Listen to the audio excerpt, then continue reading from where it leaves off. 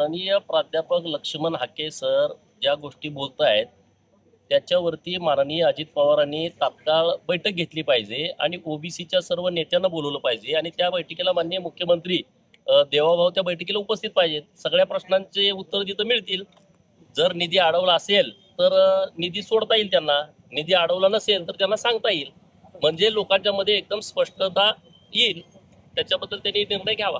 सातत्यानं हाके हे वेगवेगळ्या प्रश्नावरती बोलतायत, मात्र अजित पवारांचे जे काही प्रवक्ते आहेत ते हाकेंवरती खालच्या भाषेवरती जाऊन त्या ठिकाणी टीका करतायत. बघा, कुणी प्रश्न विचारल्यानंतर तुम्ही त्याला उत्तर द्या ना. आपल्यावरती समजा माझ्यावरती एखादा आरोप झाला, मी पुराव्यानिशी त्याचं उत्तर दिलं पाहिजे.